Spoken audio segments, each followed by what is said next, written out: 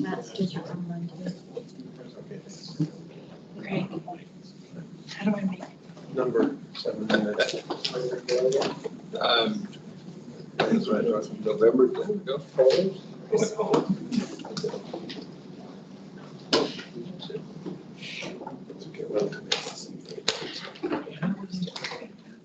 Why not?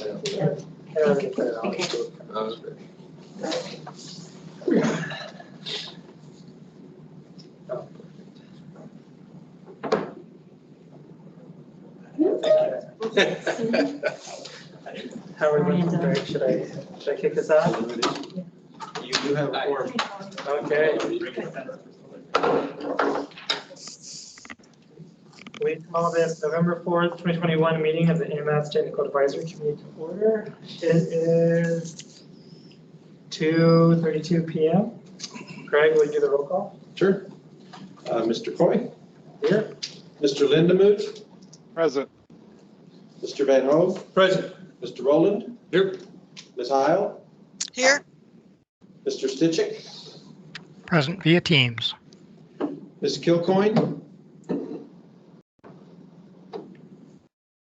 Mr. Colhayes is excused. Ms. McNulty? Here. Ms. Acton? Here. And Mr. Rebuffo? Okay, we do have a quorum. I was worried there for a second, about 5 minutes ago. So thank you everyone for being here. Craig, will you please do the public involvement announcement? Yes, all AMATS meetings are open to the public. We'll have a presentation first by staff or the consultants on business items, and then after that, the committee will be given a chance to discuss it, and then we will open it up to the public for comments before it comes back to the committee for discussion and final approval. Okay, perfect. Thank you, Craig. Next item is approving the agenda. Do we have a motion for approving the agenda? I moved. Second. Okay, moved by Mr. Van Hove, seconded by Ms. Melchi. Do we have any changes?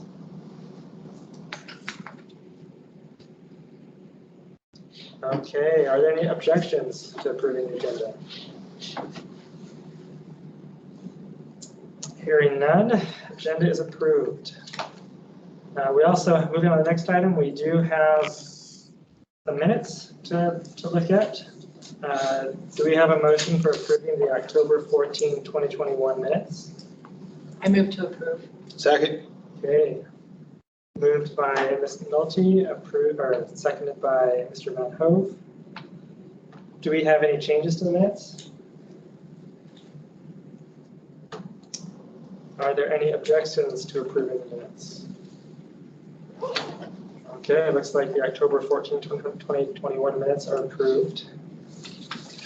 Moving right along, let's go to action items. Action item 5A, MTP draft technical report number 1, goals and objectives. The action item does say performance measures and targets memo. Is this one that you'll be presenting, Craig, or Aaron Yoganela will present. Take it away, Aaron. Okay. Hello, everyone. My name is Aaron Yoganela. I am Senior Transportation Planner with AMATS, and I'm the Project Manager for the 2050 MTP update.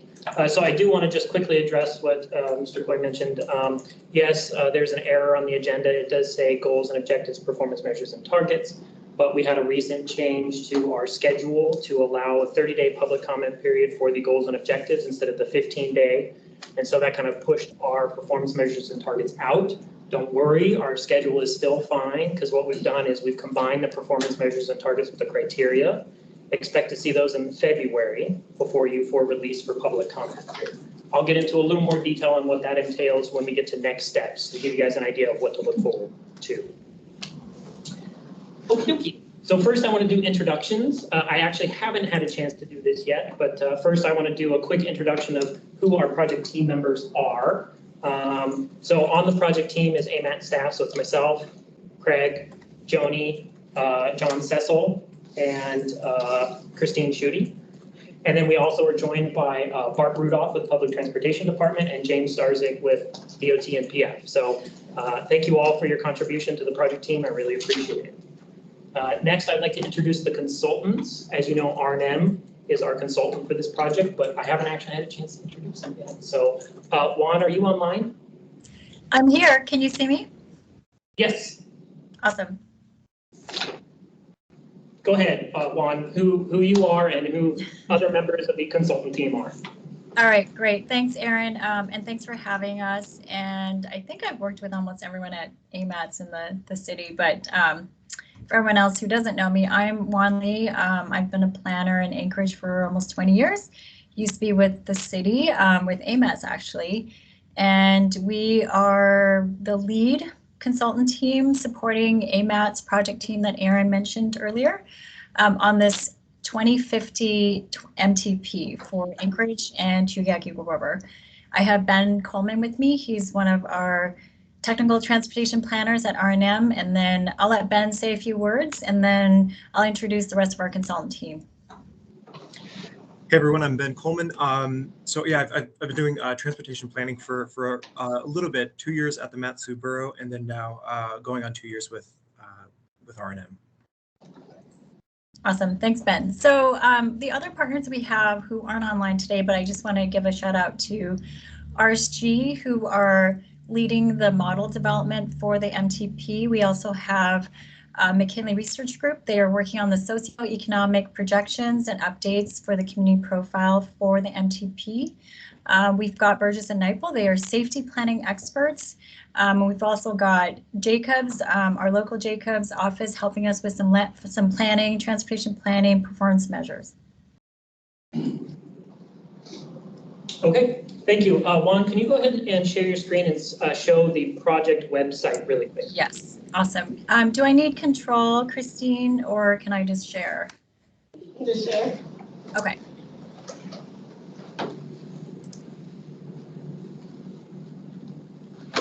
All right. Can you see it? Yes.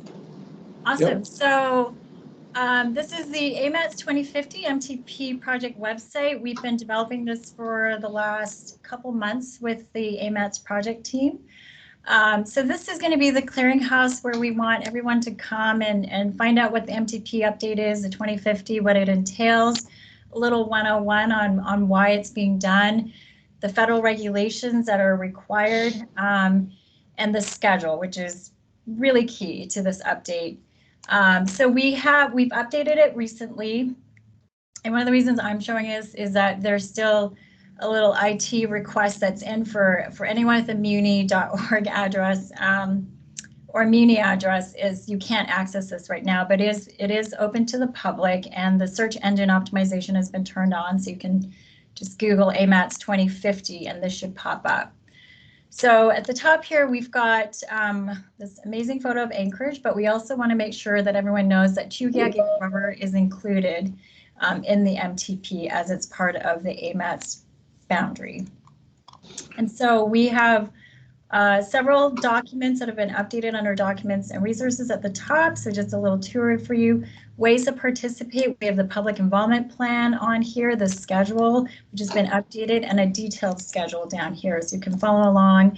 Some of these dates will change. I just want to throw that caveat out there, but this is to the best of our knowledge of what the schedule is. It may flex a little bit, but we are working on it daily to keep it updated for you.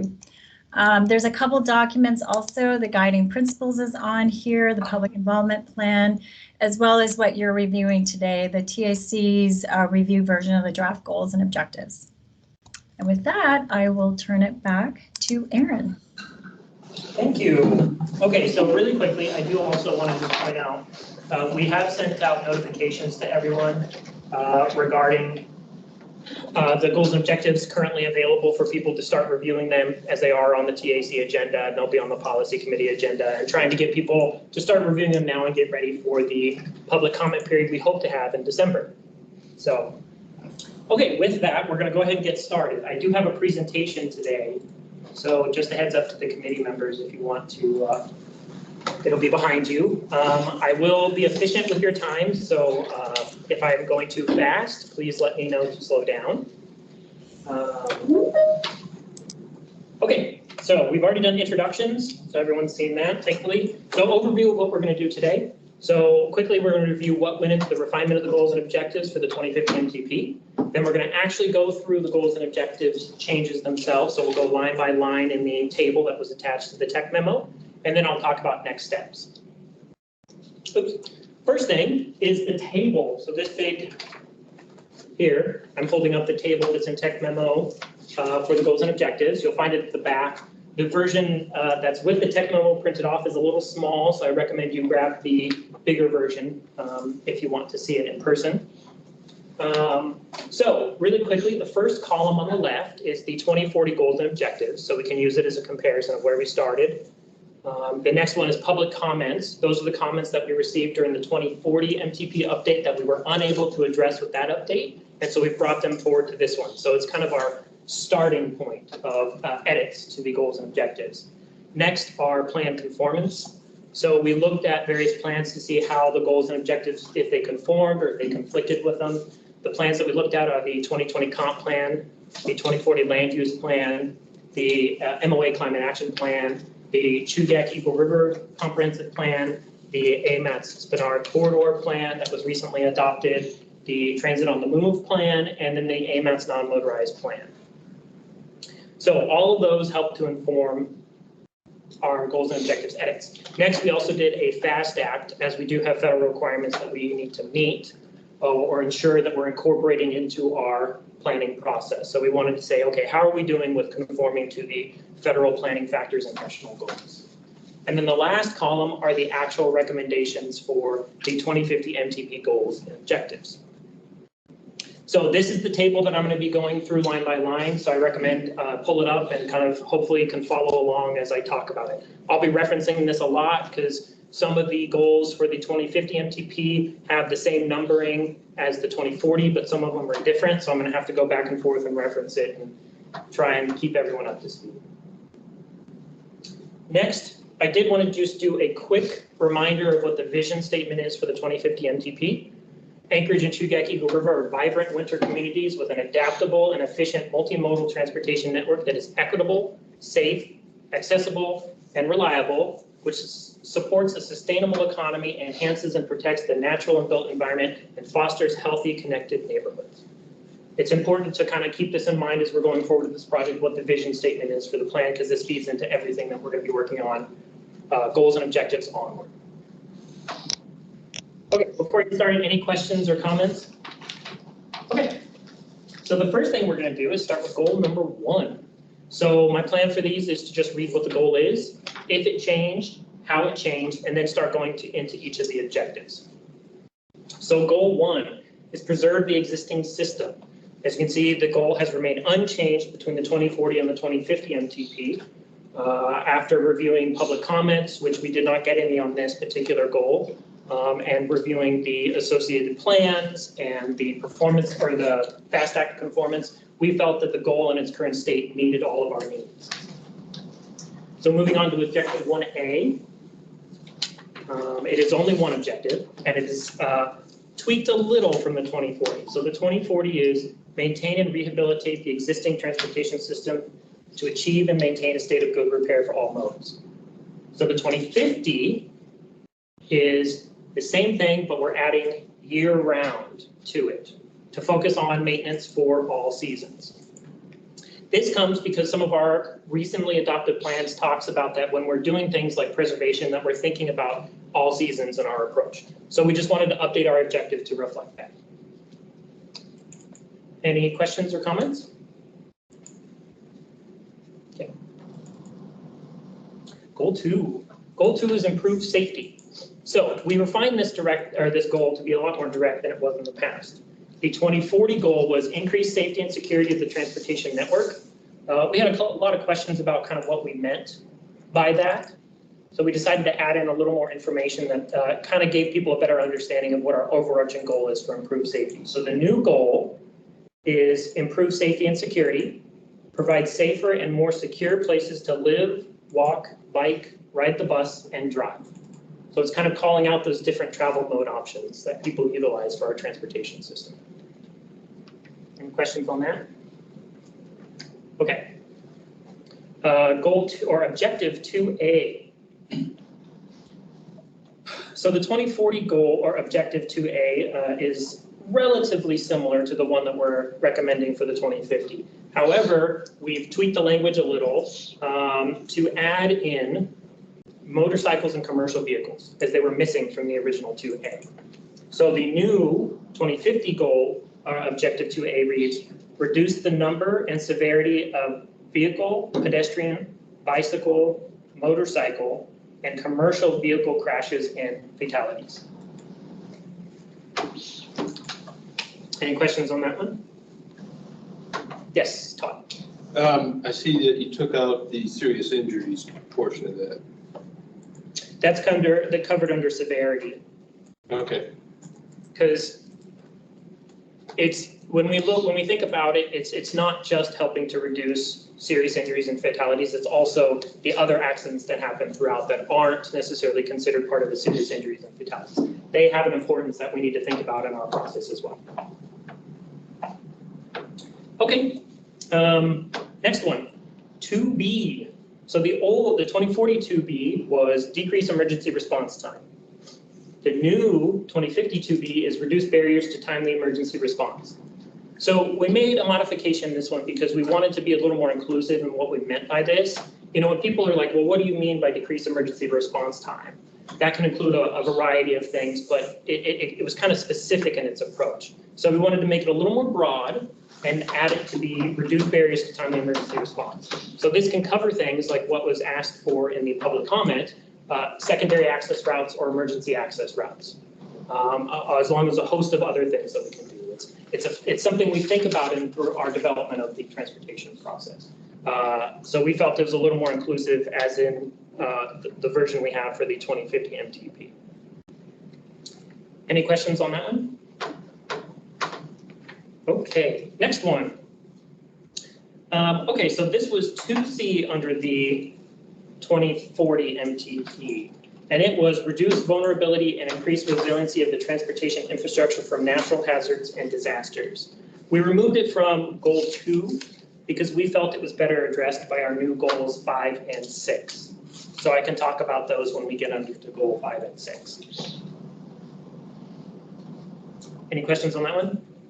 Okay, next one is 2C. This was the old 2D from the 2040, and that read minimize conflicts between freight and other motorized and non-motorized travelers.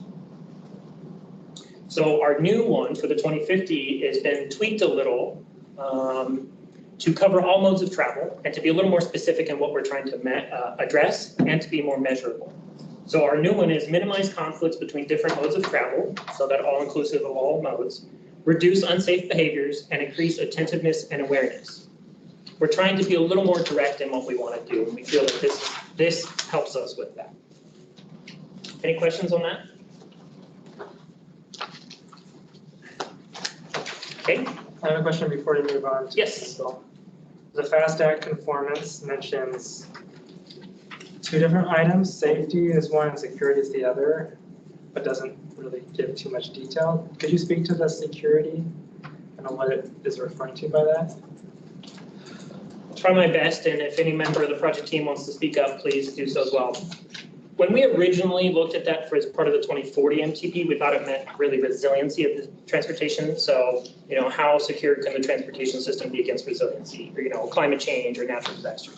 But that's really resiliency on its own. So security is more about, we think, when people use the transportation system, how secure do they feel in using it? So somebody walking down a pathway, do they feel secure using it? So is there enough lighting or other things like that? Or somebody driving their car? We felt that's addressed through our recommended objectives here, because we're talking about minimizing conflicts, reducing unsafe behaviors and awareness, so that helps with that security, that feeling of safeness as people are utilizing the transportation system. Reducing barriers to timely engagement, so people can feel safe and secure in the knowledge that, you know, emergency services can get to them in a timely manner, as well as reducing the number and severity of crashes.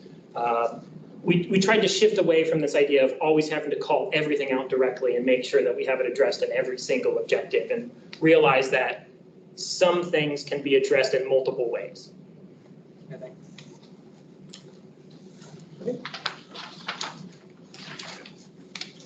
Are there any questions online so far, Christine? Okay. So I'll check every once in a while, just want to make sure we don't skip it. Okay, so that is it for safety. Next, we'll move on to goal 3. So just a heads up, goal 3 had a lot of changes to it. So this is going to be a lengthy discussion. So first thing is we actually did modify the goal. One of the reasons we modified this is to be more supportive of our vision statement, what I just kind of read to you. So the old goal 3 was improve travel conditions. It said develop an efficient multimodal transportation system to reduce congestion, promote accessibility, and improve system reliability. So our new goal 3 is improve mobility options. We wanted to give it a different name because we thought that improve mobility options more encompasses of what we're trying to accomplish both with the MTP and with this goal. And the goal is support an efficient, reliable, and connected transportation system that allows people to succeed by equitably improving access and mobility to all activities. So the refinement for this goal, I think, is much more inclusive, much more comprehensive of everything that we're trying to accomplish with our MTP. So it accounts for things like equity, accessibility for everyone, regardless of what activity that they are trying to do by using the transportation system. So, and you know, looking at other MPOs, they have similar encompassing types of goals like this. And so we felt that it was an appropriate one to make changes to. Before I move on, yes, questions on this goal? Yeah, I'm curious about the allows people to succeed. Is that one from other examples that you saw? Or could you speak to that just a little bit? I think that came through us. I don't know if any member of the project team wants to speak on this, about this succeeding, allowing people to succeed or not.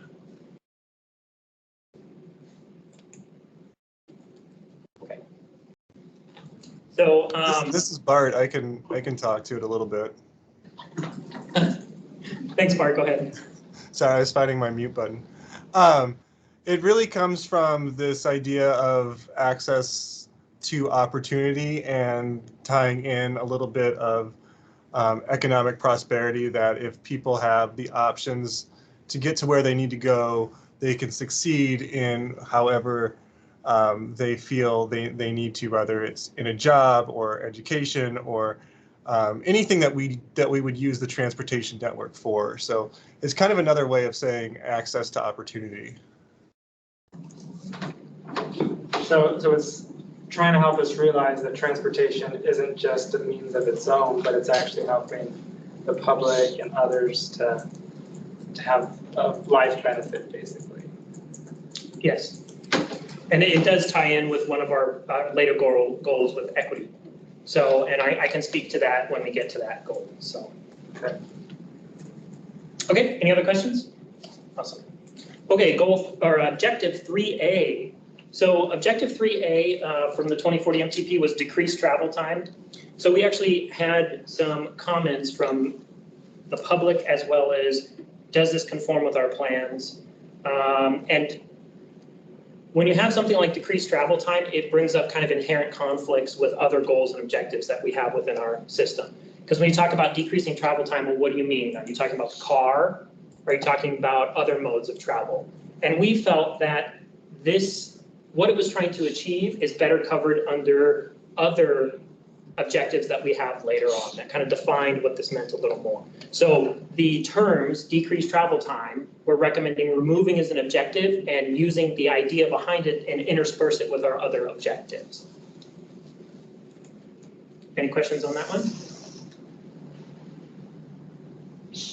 Just so you know, other things that it helps with, like efficiency of the transportation system, that helps to cover decreased travel time, and we do talk about that later. So, okay, next one, 3B was the old one, and it was improve as necessary expressway, arterial, and collector roads and intersections to safely and efficiently handle projected traffic.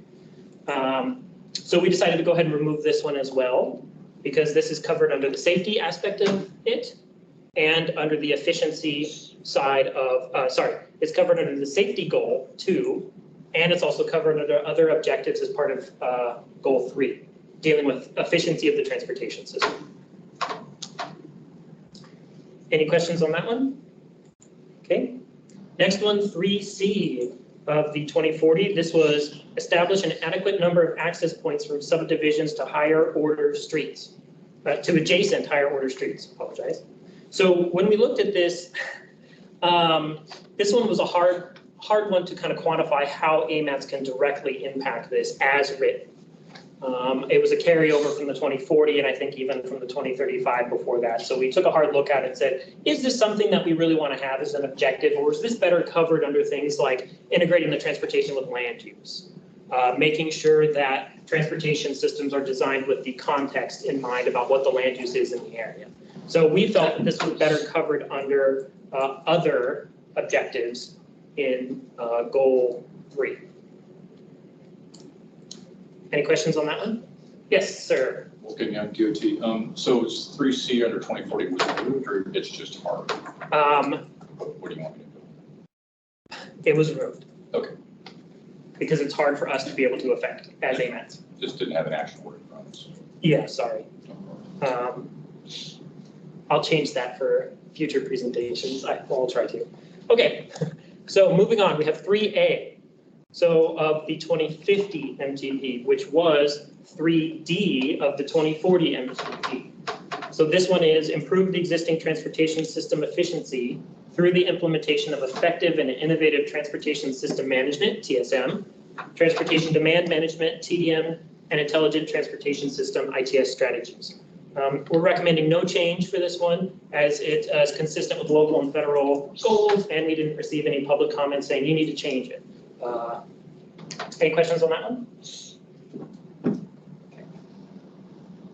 Next one, 3B of the 2050 was 3E of the 2040. So the old one was promote bicycle, pedestrian, and transit use. So when we looked at this one, it was another one that we're like, okay, what do we mean here? In addition, we wanted to separate out the transit side of things and have its own objective, which is 3G, the new objective 3G, to give the transit side of things a little more punch, to have its own kind of objective and more meaningful than just lump it in with something else. And so we really want to focus this objective, 3B, on non-motorized travel. So this is provide transportation facilities to encourage and accommodate pedestrian and bicycle travel.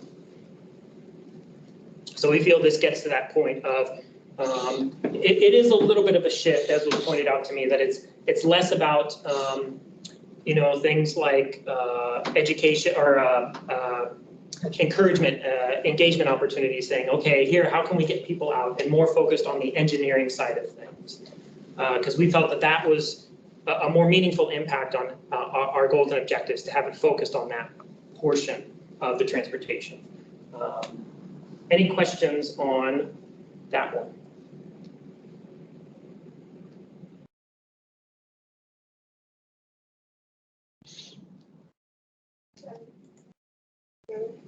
There's a chat if you'd like me to read it. Yeah, if you can read it, I won't be able to. Sure. It's from Nancy. Oh, wait, is it? We don't do it now. We don't do public comments in the middle of this, do we? I don't want to get out of line with that. I think we should go through the whole PowerPoint and then we can come back to the comments. Thank you. Okay. Then that's what we'll do. Okay. Next one, 3C, which was old 3F. So the old one was improve accessibility to major education, recreation, employment, commercial, healthcare, and other public facilities. So this one, we decided to go ahead and change to implement transportation facilities that are appropriate for the intended adjacent land use. So this one was a pretty big shift for us, because we decided to, one, get out all of these specifics that we're calling here about what kind of land use we want to help, and recognize that we want to help access all land uses where possible. And also recognize that when we're looking at transportation facilities, we need to be very mindful of what kind of land use is there now, and also what is anticipated in the future. so that we're not putting transportation facilities in place that conflict with the land uses. It's a way to be more mindful in our transportation and land use integration. People often ask, how do you integrate them? This is exactly how you do it. It's context design of your transportation system. And Aaron, it's Juan. If I can add that this really gets to the street typology where the transportation facility matches what the adjacent land use is, whether it's a park, a school, a major destination such as a grocery store. But yeah, the street typology, this is where it really comes together. Thank you. Okay, any questions on that one? Okay, next one is 3B, which was old 2040 3G. Enhance physical connectivity between neighborhoods by increasing the number of roadway, pedestrian, bicycle, and transit connections. So we decided to refine this one to enhance the connectivity of the existing street network, minimizing barriers and disconnections of the existing roadways, and improving multimodal access to activity centers. So with this one, we wanted to make sure that it was more inclusive, not really more inclusive, but covered more. Because the old one was pretty specific on what it was wanting to do. This one, please be aware that when we talk about enhancing connectivity of the street network and roadways, we're not specifically talking about just cars or single occupancy vehicles. It's anyone or anything utilizing our transportation network. So that could include non-motorized facilities. It could include transit-specific facilities, anything like that. So be aware that it is not a focus on single occupancy vehicle for this one. And we really wanted to bring in this idea that, as we've kind of stated before, is our transportation system is not just really focused on people use the transportation system to go somewhere and do something. And so when we talk about activity centers, that's all inclusive of education opportunities, recreation opportunities, employment opportunities, shopping, all that kind of stuff. It helps, again, with that integration of transportation and land use. Any questions? Yes. So I didn't catch the multimodal part of the street and did have a question on that. Yes. And I'm sure others, as they read it, are going to probably ask the same question. So one idea I just had as I read through it was, you say multimodal at the end. What if multimodal, instead of being at the end of this goal, is move forward, where you say enhance the multimodal connectivity, and then that's where you say multimodal, because then it applies to the whole statement a little bit more clearly. That's a good idea. I don't see any problem with that. I think it makes a lot more sense. That's something, I guess I should ask, when you're, either let us know if you want us to do that now before the public comment period, or if that's something we can do as part of the public comment period and talk about, does that make any changes to the objective and shift it away from what we were intending? I can't think of any that would do that. It sounds like it meets the intent. I think might get the comment from others.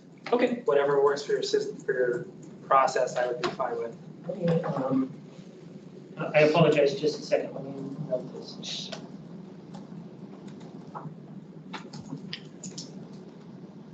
Okay. So I have it noted. Thanks.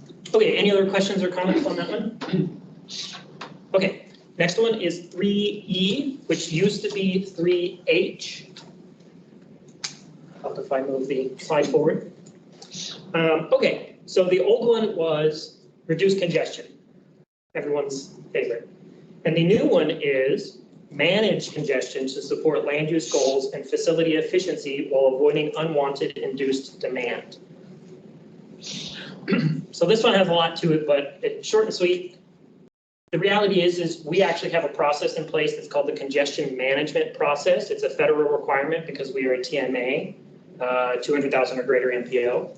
So for us to say reduce congestion, it didn't really make a whole lot of sense. And it's better and more encompassing to say manage congestion and recognize that there may be areas where congestion is not something you can always completely eliminate in every way possible. And it helps move away from this idea of, okay, to solve congestion, we just need to put another lane on the highway. and really shows people that we're trying to think beyond that there are other options out there on how to manage congestion. We also wanted to talk about unwanted induced demand. So I hope I can explain this correctly. Unwanted or induced demand is basically you make an improvement to a transportation system or put in a new transportation system, and it entices people to come use that transportation system.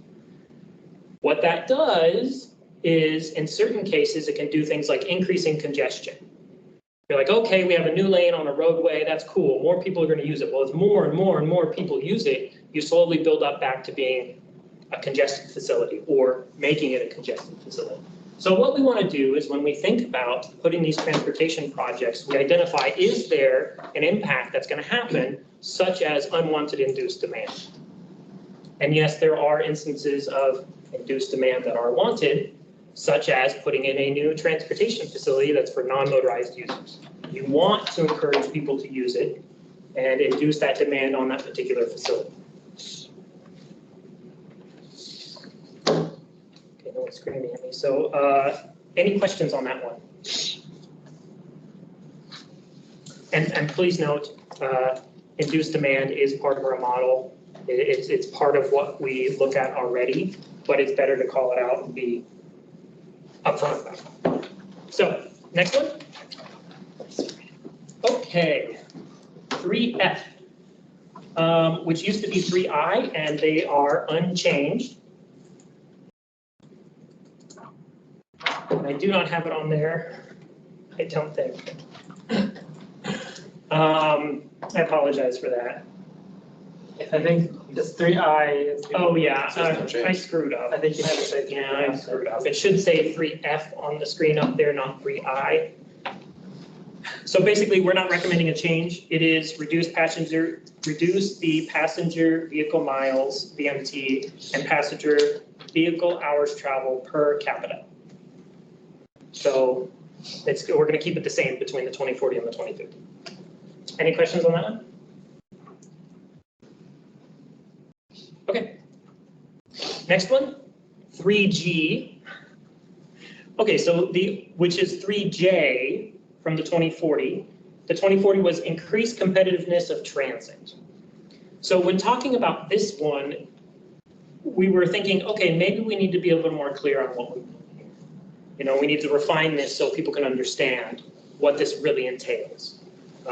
And so we've shifted, or we've refined it to say, support the operation of safe and efficient scheduled transit services that minimize travel times and distances. So again, putting that emphasis on the importance of transit on our transportation system.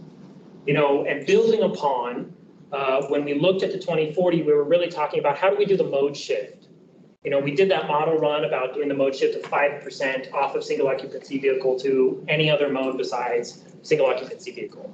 One way you do it is you have objectives like this that really put the emphasis on a safe and efficient transit service throughout your transportation network.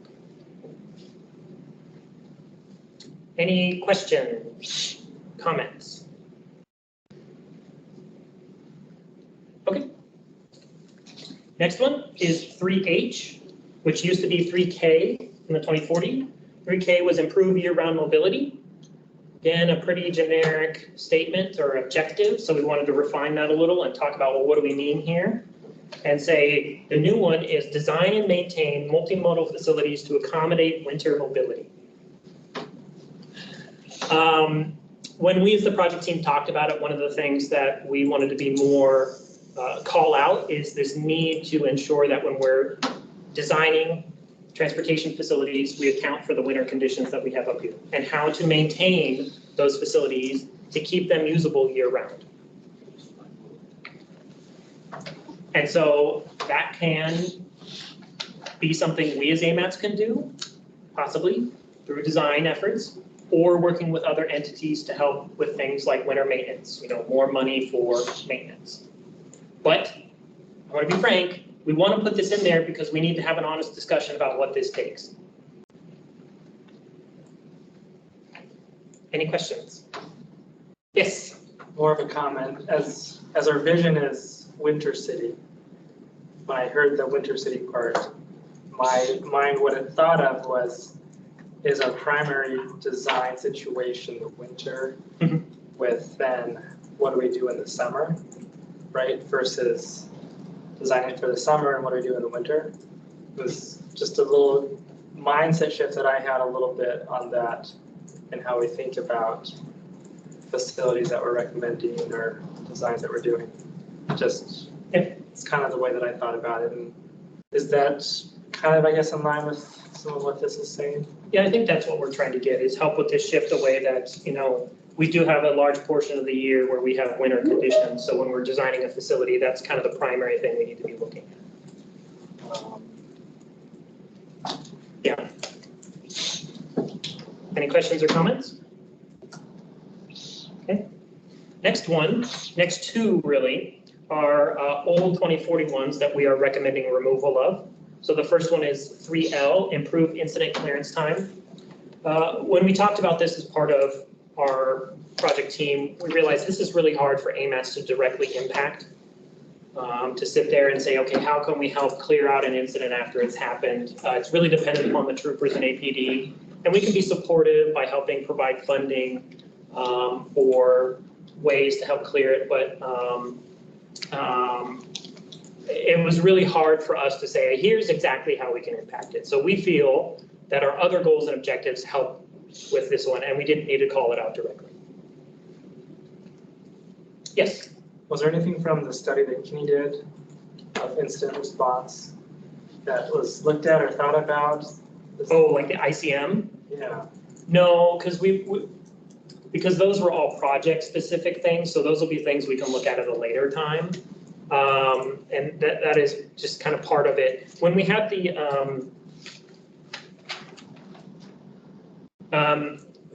we felt it was covered under the 2B1 about reducing barriers to timely emergency response. We felt that that was already part of it. And when we do things about efficiency of the transportation system, that kind of covers it, because we're saying, okay, how can we help to ensure that these non-reoccurring congestion incidents minimize their impact to the transportation system.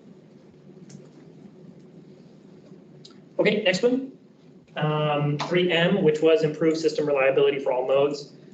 We felt that our other goals and other objectives within this goal covered that in sufficient detail, and we figured it was one we can go ahead and remove. Any questions or comments on that?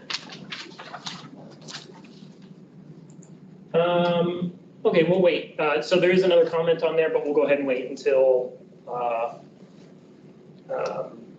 after we go through everything and we can read through those. So, okay. Next one is goal 4. We're slowly getting through them, everyone. Hold on. Okay, goal 4 was support the economy in the 2040, and we're recommending it stay the same, as well as the goal itself. We are not recommending any changes. So it's develop a transportation system that supports a thriving, sustainable, broad-based economy. We felt that was broad enough to be able to encompass all of the objectives that we're recommending for that one. It didn't need any more specifics or tweaks to it. Any questions on that one?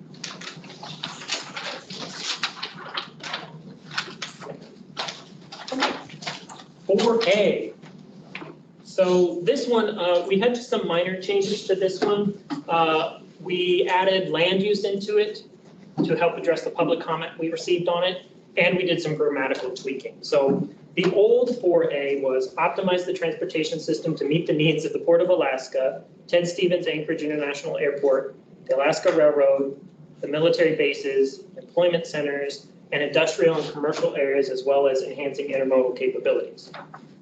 So the new one is enhance intermodal capabilities and optimize the transportation system. So kind of similar to what Brad said earlier, is putting the actions in the beginning so you know exactly what we're wanting to do. Enhance and optimize the transportation system to meet the needs of the Port of Alaska, Ted Stevens Anchorage International Airport, the Alaska Railroad, military bases, other employment centers, and industrial commercials, while maintaining compatibility with the land use plan.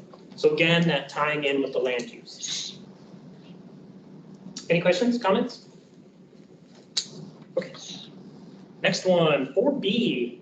Okay, so the old 4B used to be enhanced travel and tourism. When we were talking about that, we there was another one that was kind of like broad. What do you mean? What is that supposed to do for the transportation system?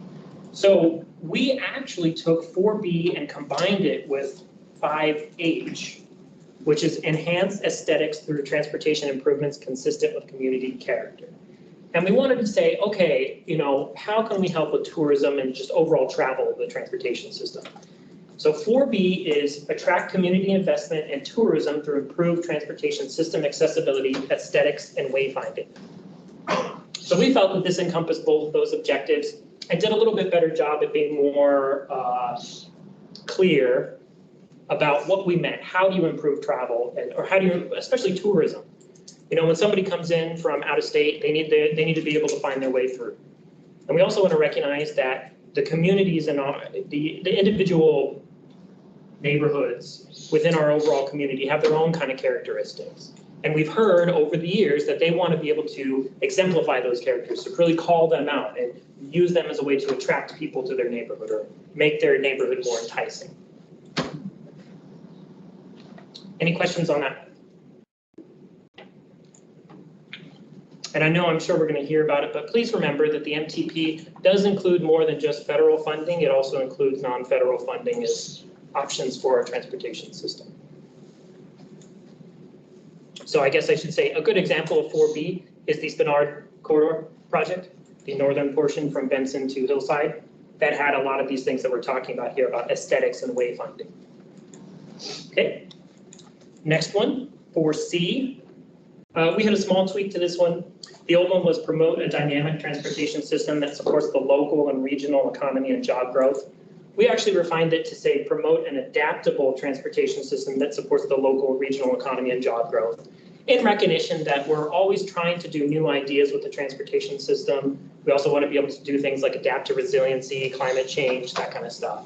And so we felt adaptable was a better word for us to use than dynamic. Any questions on that one? Okay. 4D. So the old one was set policy and plan for new technologies such as autonomous vehicles and electric vehicles. So this one, we made a slight adjustment to because it's recognizing that AMATS can't do this on their own. AMATS can't set policy that dictates what DOT and the municipality of Anchorage does.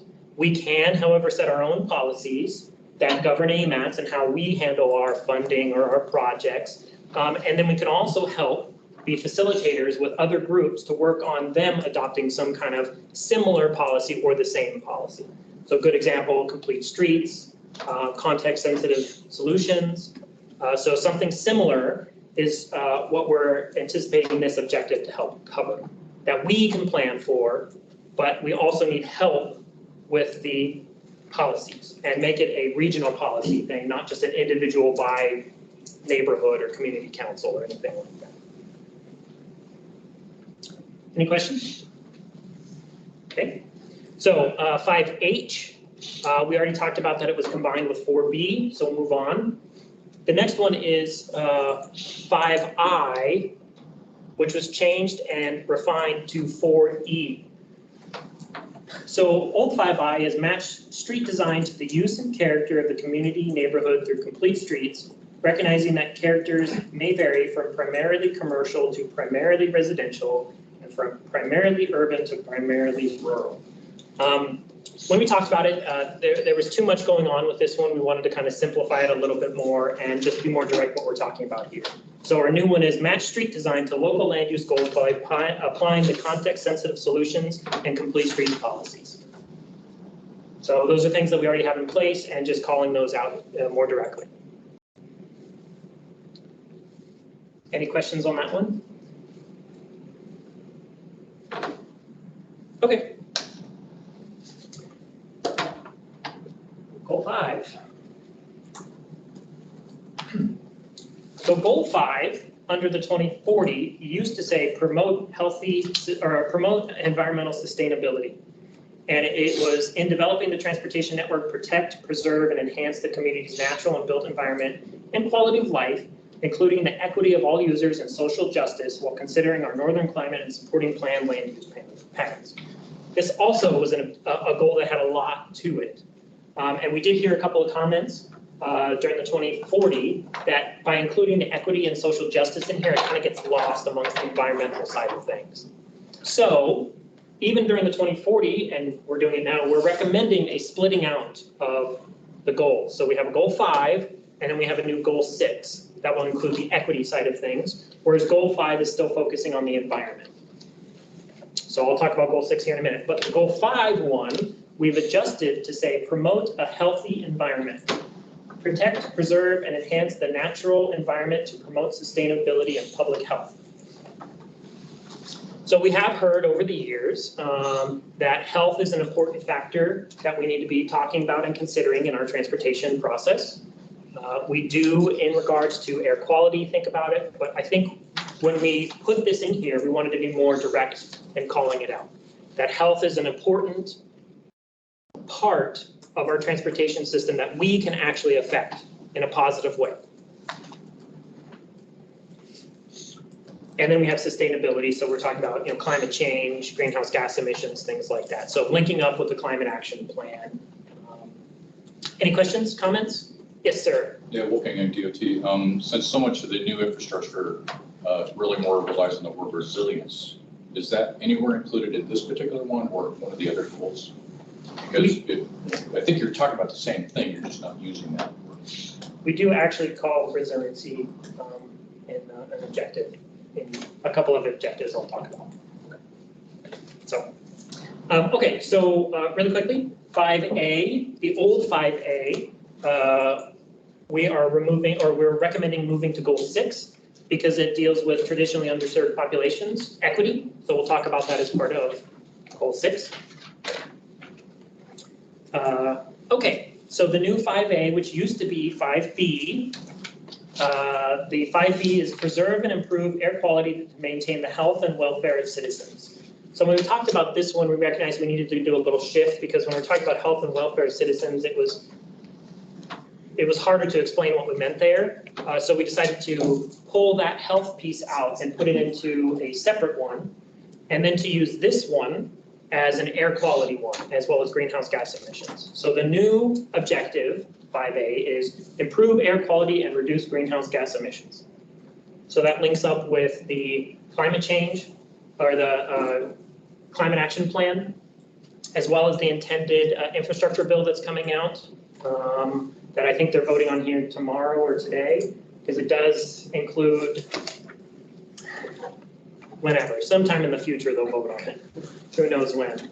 But it does have a piece in there about greenhouse gas emission reduction. So we want to make sure we include it in. Please note that we're not very specific here. We're not saying reduce greenhouse gas emissions by X percentage by X date. That is a performance measure and target. Our goals and objectives, while some aspects can be specific, we don't want to be that specific because we want to be able to be inclusive in our performance measures and targets. So we'll get to that at another point. Any questions on 5A? Okay, next one, 5B, which used to be 5C. So the old one is reduce or mitigate stormwater impacts of surface transportation. We already do this as part of our transportation process, and we realized that it was much too narrowly focused, and so we wanted to expand it and say increase community resiliency to climate change impacts. So that is a much more broad objective. We felt that it was imperative for us to make it a little more broad to give us more room to work with our performance measures as well as our projects. And please note that we call out resiliency as was asked about there, but understand that a lot of our other objectives help us with this resiliency aspect, even if we don't directly call out resiliency itself. We're trying to, make sure that we're not so limited in our objectives to always using the kind of verbiage that we see in like the federal authorization bills and stuff. So just a heads up there. Next one, 5C, which was the old 5D. So the old one said, use coordinated transportation and land use planning techniques that support intermodal connections to reduce reliance on auto trips.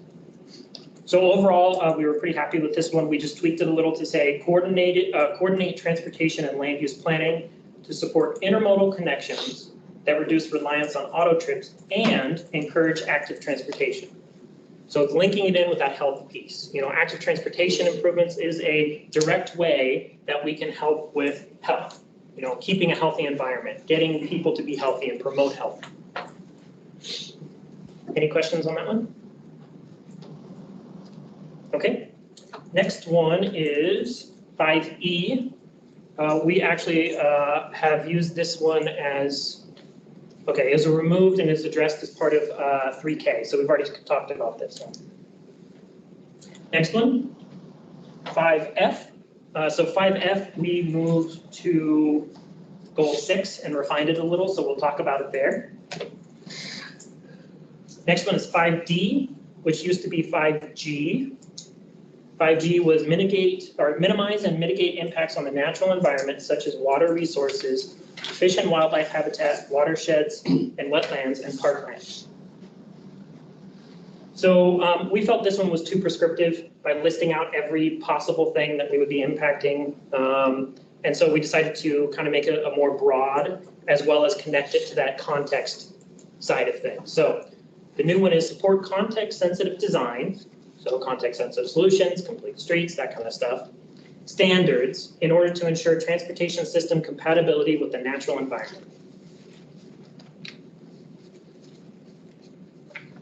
Any questions or comments on that one? It looks like a 2 needs to be included in that. Just the typo.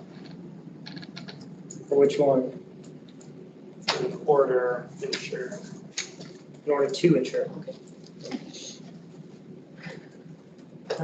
So that is under 5E.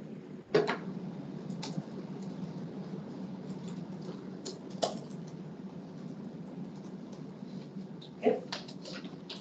Okay, next ones, we have 5H. This one was moved to goal 4, and we've already talked about. The next one is 5I. It was moved to goal 4, and we already talked about it.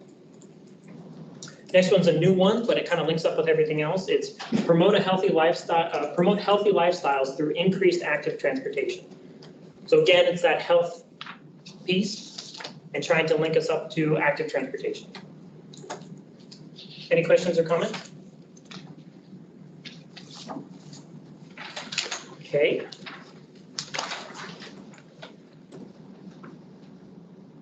Next one is goal 6. So this is the new goal.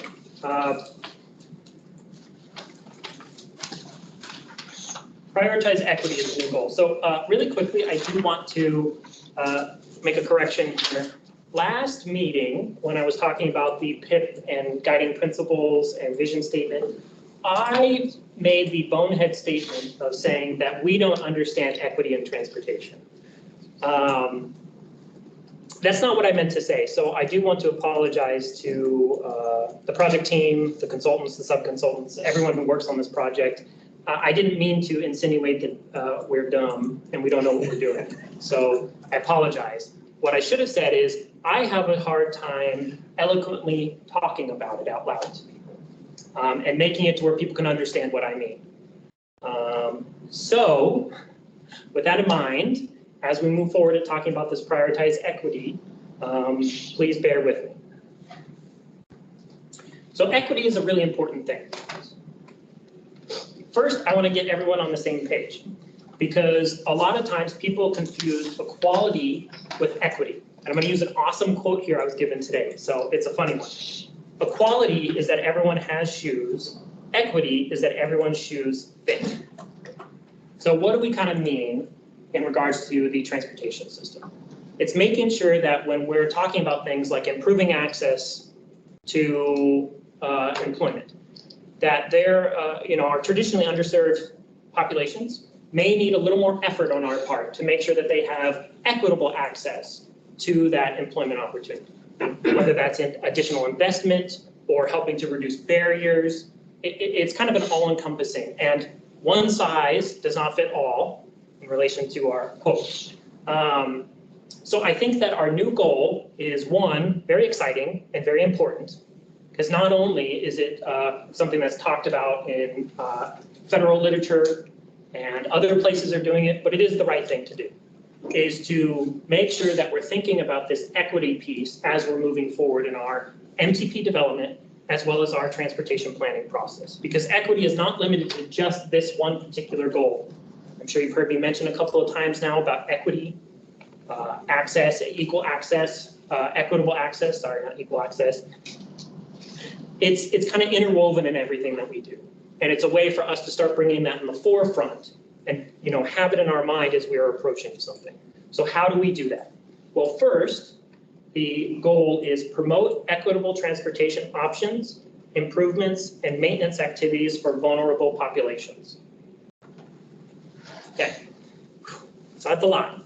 But first, vulnerable populations, we do actually have a definition for. I believe we put it in our memo.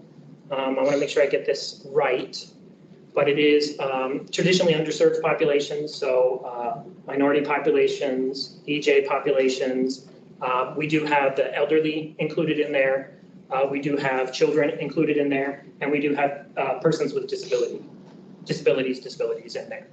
So that is our definition that we have in there. It's a pretty standard definition that's used kind of throughout the transportation planning process. And that is something we can look at if we need to adjust. So any other questions or any questions at this point? Okay, so how do we go about this? Well, when you think about equity, you need to think about that it's kind of like a cost benefit thing that we need to look at, that there are benefits that the transportation system provides and there are costs associated with those benefits. And that we need to make sure that we're equitable in our approach of both. So the first objective we have is improve access to employment, education, recreation, and essential services for underserved neighborhoods. So we kind of already touched on this, Bart kind of already touched upon this.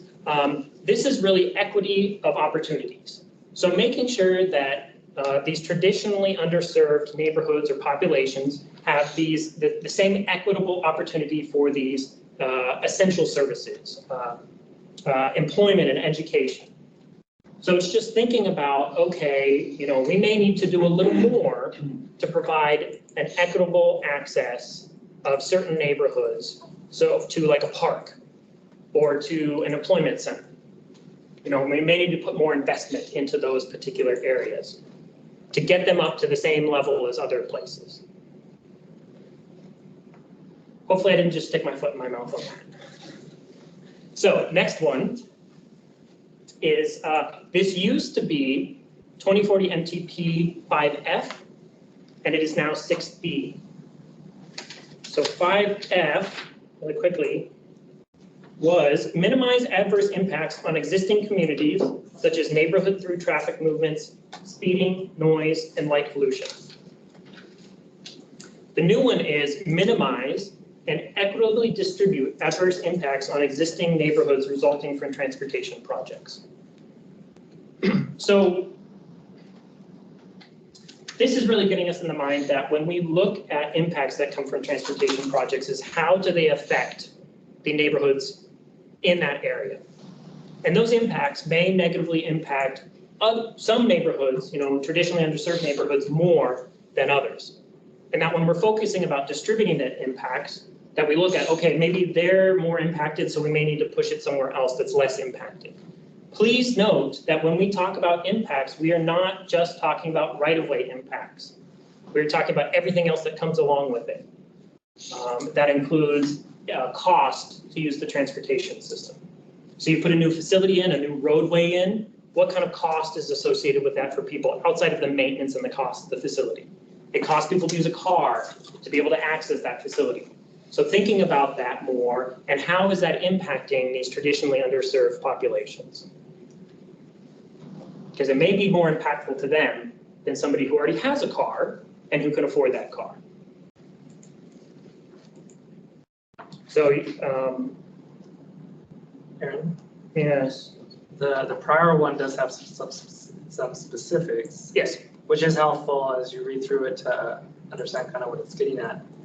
Are those going to be captured somewhere else if they're not specifically called out? So hold on, let me look at it just to make sure I understand. Oh, okay, so such as the neighborhood through traffic movement, speeding, noise, and light pollution. I don't know. I think what I need to do is talk with the project team and see if what we want to do about that. That's something we can look at either as a definition that talks about some examples of adverse impacts. What's really good about this one is it matches up to our TIP criteria pretty well, because we do talk about adverse impacts to EJ populations, and we do list kind of what those are. So maybe we can do something similar here and have some kind of definition or examples for people to look at. Or even if it's in the TIP, then the language here is like, okay, it's the same as the TIP. Yeah, so I'll see if there's something we can do. I'm not saying it has to be included here. I'm just saying I don't want to lose those details. Yeah, we don't, those specific ones are not called out in the TIP because I think we were trying to be more inclusive because they were a little limited. But I think what I'll do is I'll take a look at it and see if there's something else we can add either in the definition, either in the TIP or here. Okay, so any questions, comments on the 6B?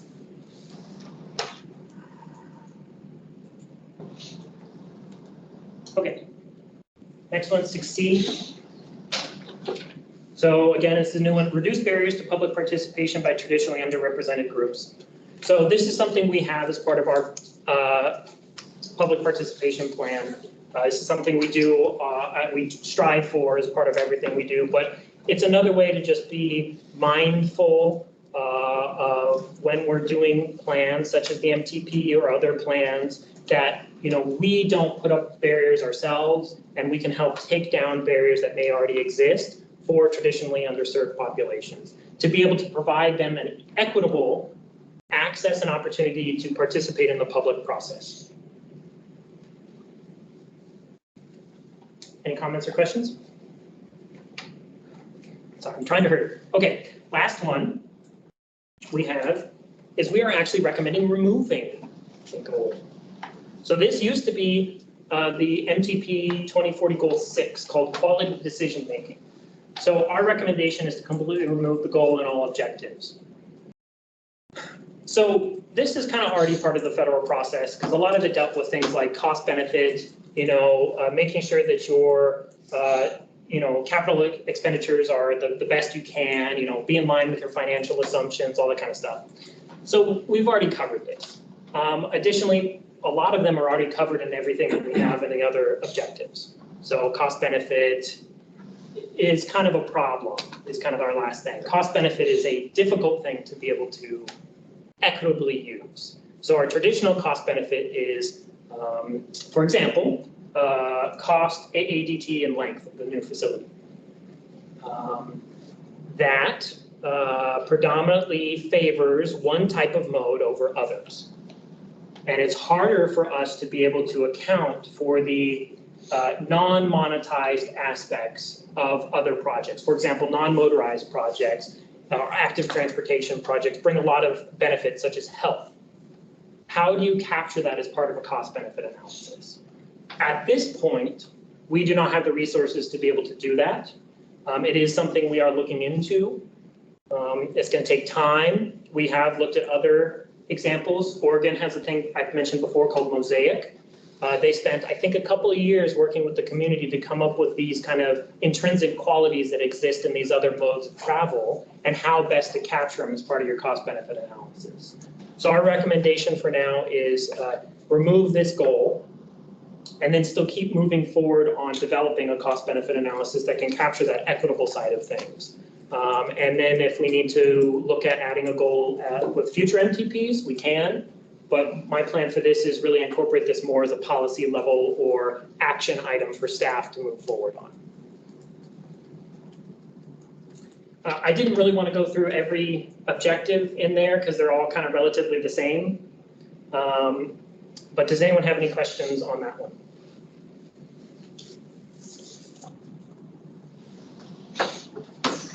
Okay. I guess I'll quickly go over what are the next steps for this. I apologize, it's a little hard to read. Next step for the goals and objectives, depending on how the policy committee goes. Our plan is to have a 30-day public comment period for the goals and objectives in December. At the same time, we're going to have a survey on the goals and objectives in December. So the same length as the public comment period. This gives people a lot of different options on how they can interact and provide their comments to us. In January, our intent at this point is based on what we heard from the public on the goals and objectives and any changes we want to make. We want to start developing our performance measures, targets, and project prioritization criteria. And then bring those for you guys to review and to release in February for a 30-day public comment period on those in March. Please be aware what we're intending right now is doing a work session in January to go over those performance measures, targets, and criteria. We're thinking sometime in the last couple of weeks of January or so, getting together with the TAC and Policy Committee, as well as the CAC if they would like to participate, and kind of walk through it, because those are going to be a lot more technical in their approach, and they tend to have a lot of discussion about, can we do this, can we do that?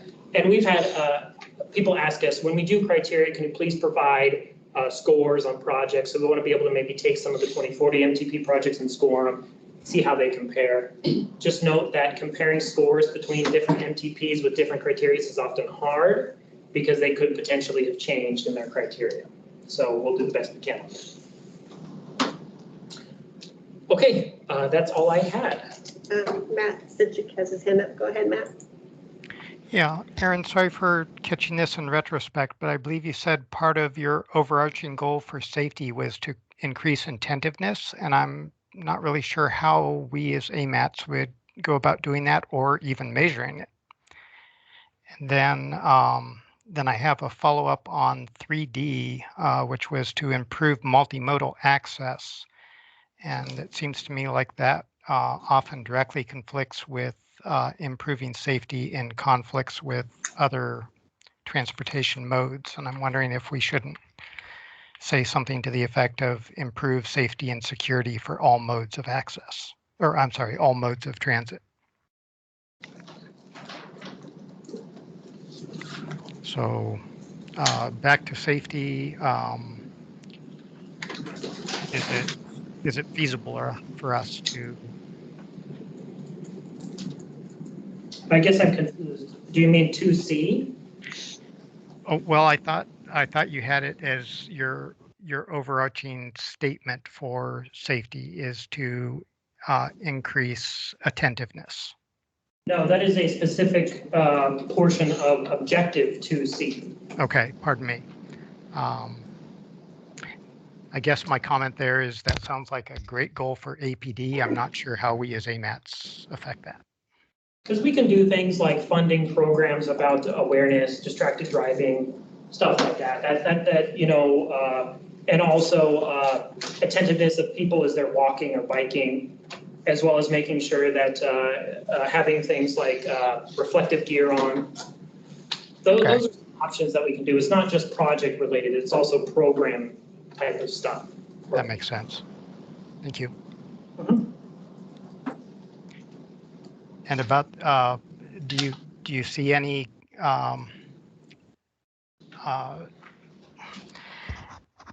do you see the potential conflicts between improving multimodal access and the safety and reducing conflict goals? Because I mean, if I'm a biker, I would much rather take C Street with limited access than Lake Otis or Old Seward Highway with lots of crossings.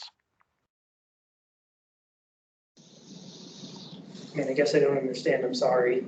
Well, it seems to me like improving access points for multimodal access is in conflict with increasing safety and decreasing conflicts with other travel modes. I would be more advocating for dedicated multimodal transit options. I mean, I don't see a conflict. I see them working hand in hand, because part of what you want to do is minimize the conflicts between them. So how do you do that while providing increased access? So oh, you're talking about access through the transportation network as a whole. I'm thinking of access points. Yeah, we're talking transport. Yeah, but I mean, that could include access points. So if you're talking about adding a driveway somewhere, you do need to be aware of the inherent safety concerns that come in with that driveway. And so we want to make sure that we're more, you know, that's something we talk about. That's something we discuss. If we put this driveway in here, what does that do to the users of the facility?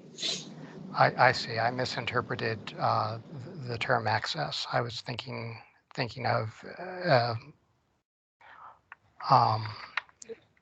points of access to the existing transportation network. Sorry. And you're basically talking about access to those modes of travel. Yes. Accessibility around town. Yes. Yep.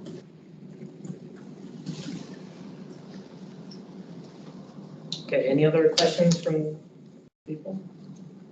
Yes. Yeah, just one comment. Wolfgang MTRT. WashTo did a fairly holistic equity assessment for their Department of Transportation. And I sent that link to you, Craig. So you might review how they assessed equity within their transportation system and just cross-reference it with some of the goals and objectives that you set and measurement standards. And I think there's a few things like homelessness they go a little more into the weeds on, but it just might help to just reinvent the mousetrap. Okay. Kind of look what they do. Yeah, definitely. Thank you. We did get another article that was sent around to staff today as well about equity and transportation and kind of what it means. So it's something we'll look at. Right. So I mean, nationally, if you can align with other states and how they're interpreting equity as opposed to more of a myopic interpretation. Okay.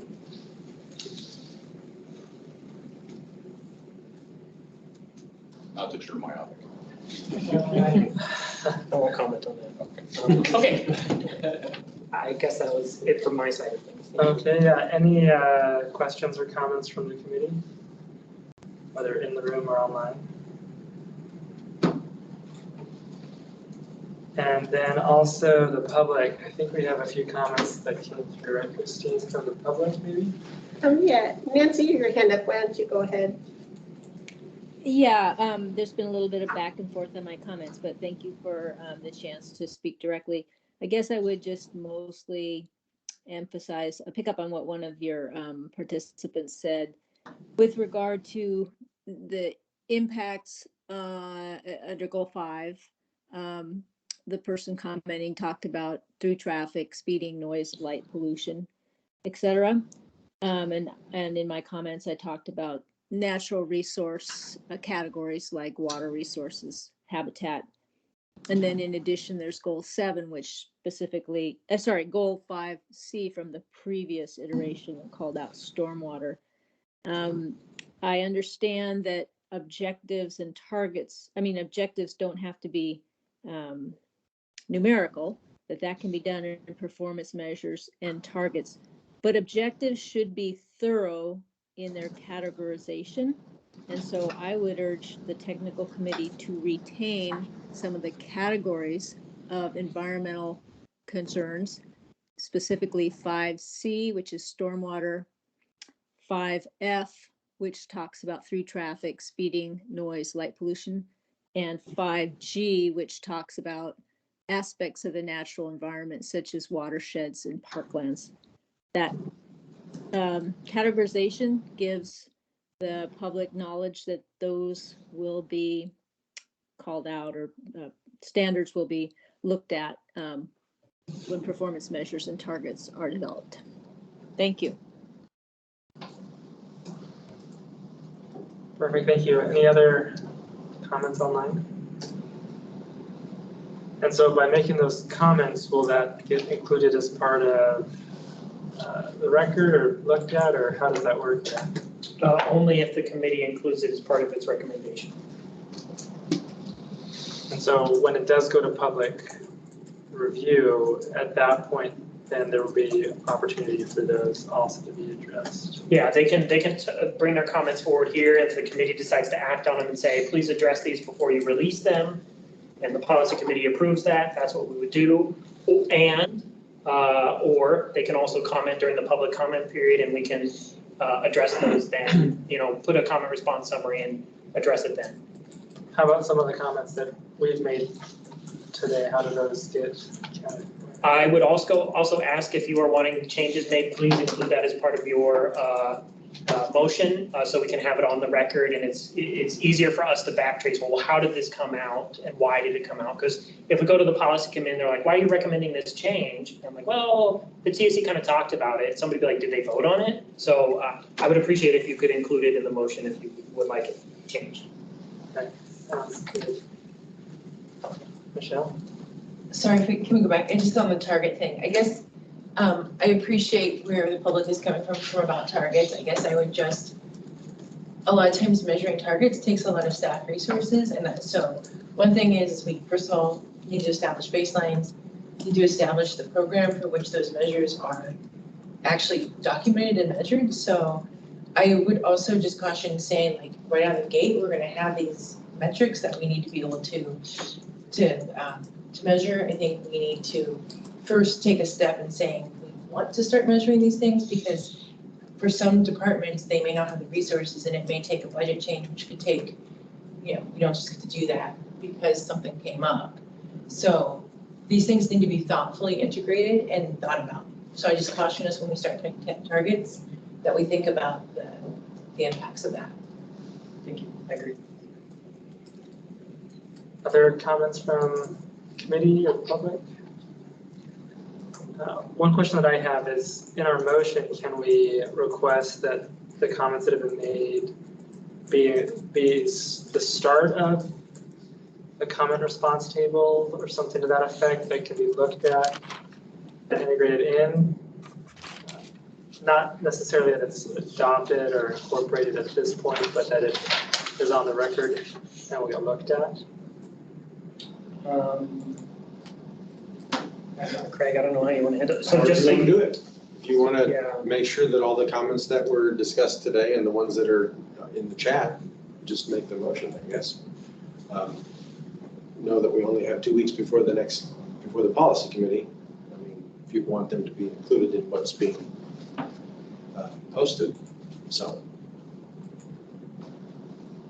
Any thoughts from the committee on whether these extra comments that have been made should get put before the policy committee in that 2-week period?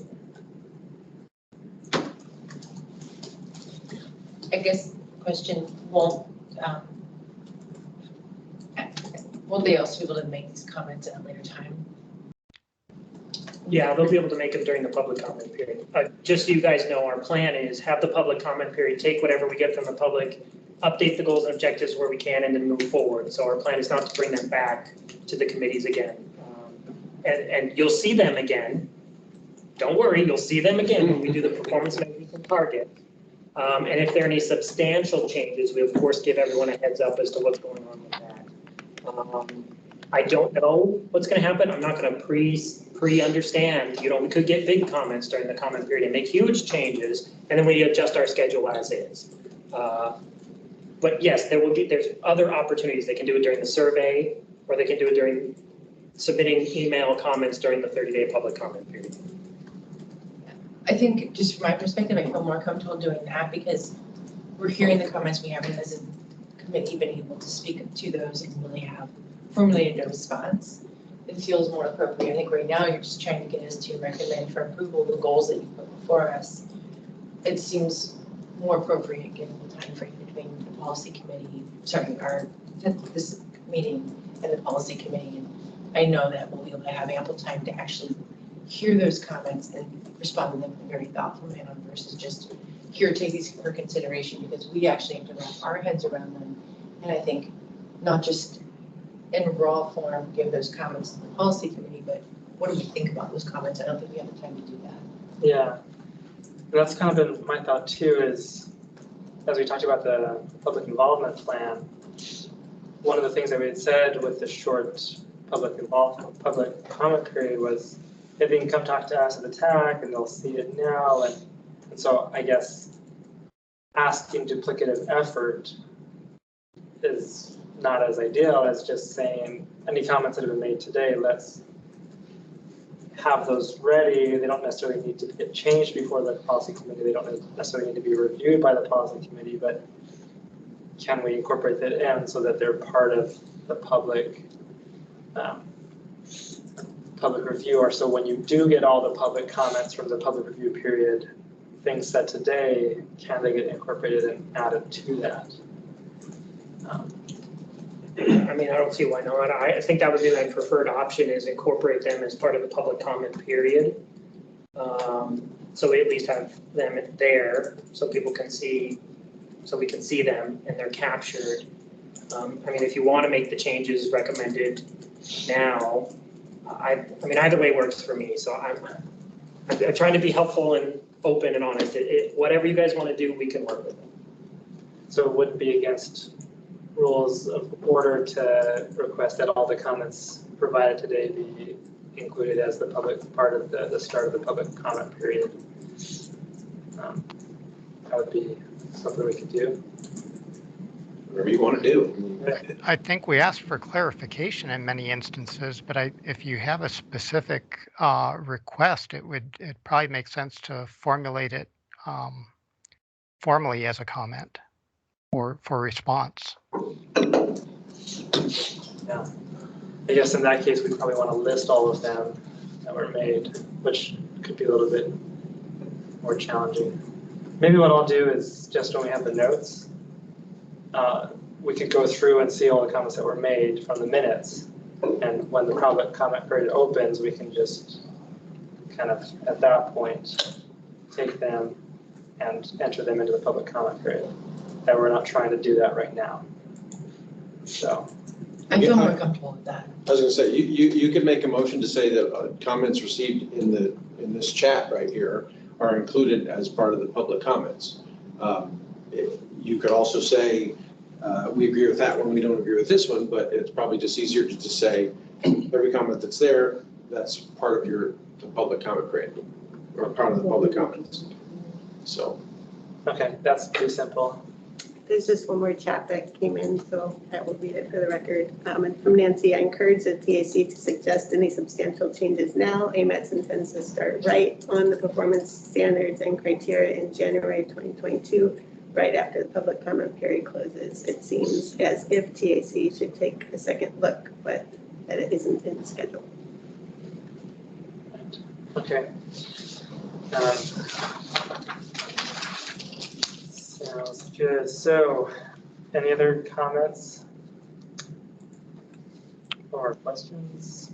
Looks like good. What is the will of the committee? This is Matt Stichik. I would move that we accept the base presentation of revised goals to recommend to the policy committee and submit any recommendations during the formal public review process. Okay, moved by Mr. Stichik. You want some clarification here? I apologize. I need some clarification. Do you mean approve to release it for a 30-day public comment period? That's what we're asking. You're correct. I'm sorry, Aaron. Yes, I move that we release recommend that the policy committee release for public comment, suggest 30-day public comment period, the proposed goals and objectives, and without include all the changes today. Include the comments received today as part of the public comment period. Yes. Okay. Second. Okay, moved by Mr. Citrix, seconded by Mr. Van Hove. Any objections? Okay, hearing none, the motion is approved. I'm very sorry for the presentations after me, and I tried as best I could to go. You know, this is critical stuff, and I think you did a fantastic job of simplifying and refining and revising. So kudos to the project team, and thank you for the presentation. And I think everyone else here, I hope, benefited from all of that information as well. So thank you. Don't feel too bad. And if you're doing comment and response as TAC response, you can just say Matt Stichik was confused. Okay,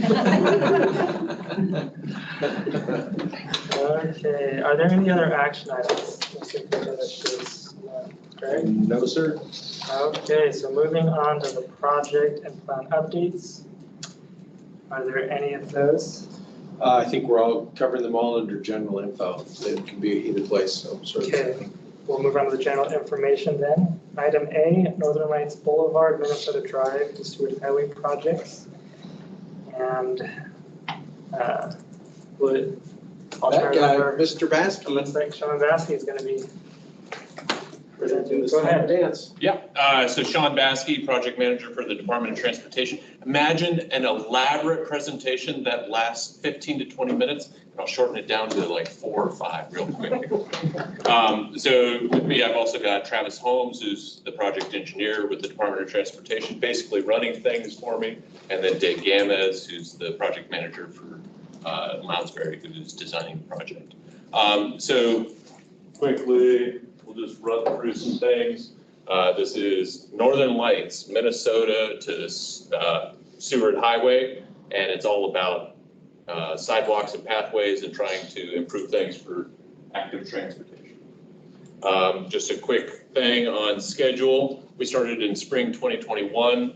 We're working through the environmental document and preliminary design right now, trying to get the best bang for the buck approach. Just doing very cursory reviews of things right now. Final design will be here over the next couple of years, and then hopefully in 2023, we will get into construction. The reason we're here today is because when Travis and I received this project a little bit ago, the main concern was trying to manage expectations with the funding that we had in place and not overpromise and underdeliver. And so the main thing was we're going to go out and take a look at all of the facilities, understand the problem that's out there, and then come back and try to size the project accordingly with the money that we've got. So there's $800,000 in the nomination for construction funding on the project, which is not a lot to do all the things that are out there. So anybody that's driven down Northern Lights knows that it is a very difficult space to go through. It was originally constructed in 1975, 45-foot wide sidewalks. I'll let the following slides here do it justice, and we'll slide through some things. We've got driveway problems, we've got sidewalk problems, and obviously utilities are in the space as well. So what we're going to do is show an overall graphic. So we sent out our design team to go and look at the space. And basically, starting from the west end, if you start looking at what's going on the roadway, yellow or that orange is basically non-ADA compliant sidewalks. So just on this screen alone, you can see that we're not ADA compliant for a majority of it. If you look at all of the cyan or the blue dots, those are all non-ADA compliant driveways. And then anytime you see a utility symbol, that is a utility that is either in the ADA space, something that needs to be fixed, and those are obviously expensive things to have to adjust. So if we slide down the entire corridor, you'll see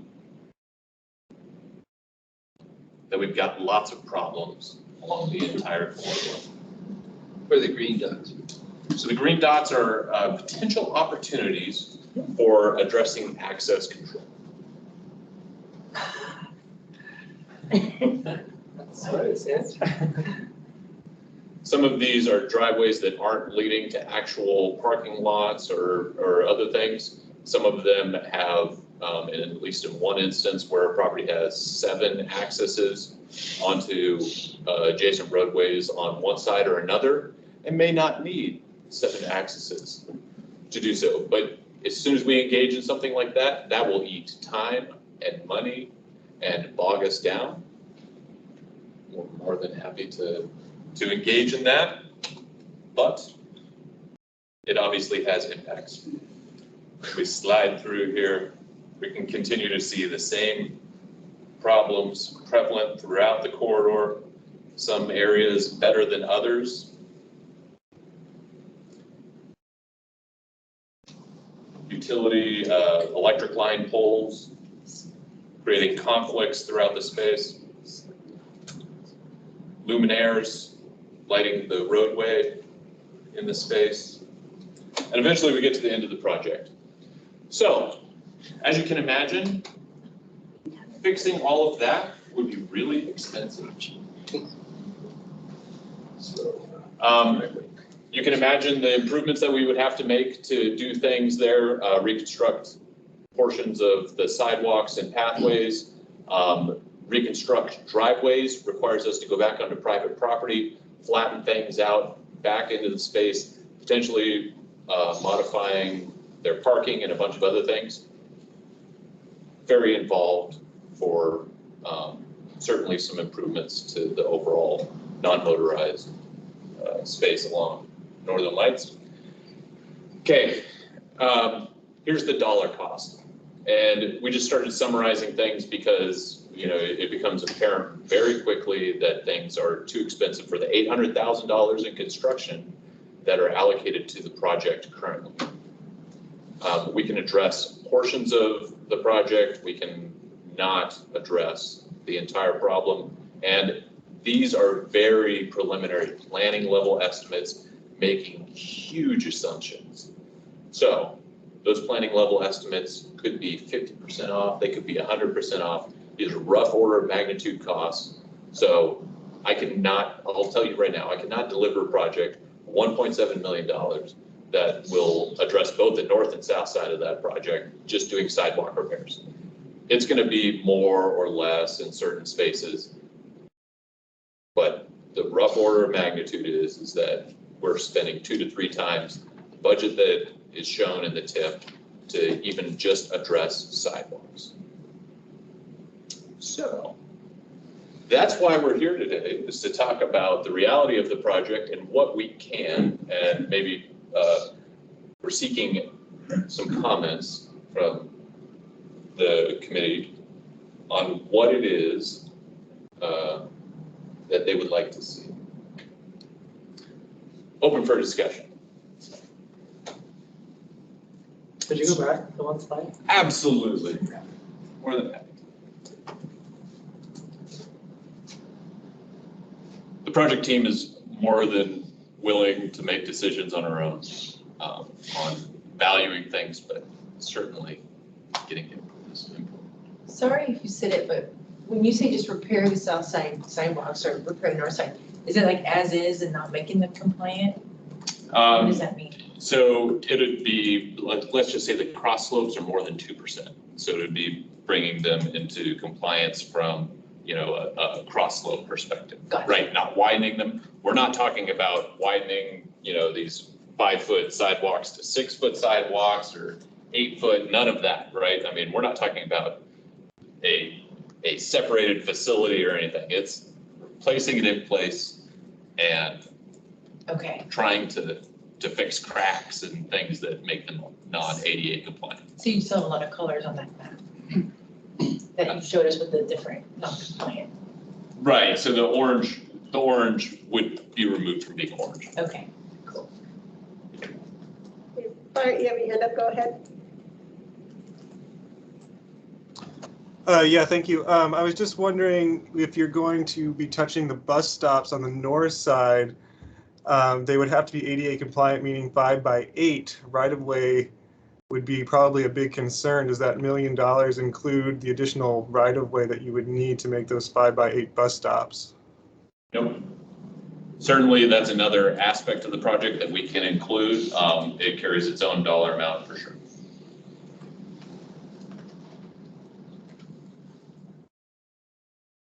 Another question that I had is curb ramps, ADA compliant curb ramps. If you touch one in the intersection, you usually have to touch more in the intersection. Sure. So with the most recent Northern Lights pavement preservation project that went through and reconstructed all of the curb ramps, a couple of them have little minor things that need to be fixed, but largely, we'd say that they're all compliant. And so repair doesn't mean that you leave alone things that. Correct, yes. We're trying to get the best bang for our buck, targeting specifically issues. So you might have a new stretch of sidewalk right next to existing sidewalks that have been there for many decades. Yes. How come there's not an ADA compliant, just north side option? So that could be, we could list out probably 15 or 20 Okay. different alternatives. This is an example of things, right? So we could mix and match on this slide, you know, Gotcha. 100 different ways. I didn't know if there was just, so, because Barton mentioned the bus stops on the north side, so I Sure. guess in looking at, I like the idea of doing just one side Right. and doing the whole thing. But I'd like it to be the side that maybe has the most like bus stops or things that maybe they're scattered across on both sides, I don't know, assuming they are. Sure. So the easiest side or the least expensive side to make completely ADA compliant would be the south side. Okay, thank you. I think I missed it. Had you talked about what the purpose and need and what the project is trying to accomplish? Sure. There's not a lot of definition in the tip for scope on any of these projects, but what we imagine it to be is to try to address non-compliance in the overall space.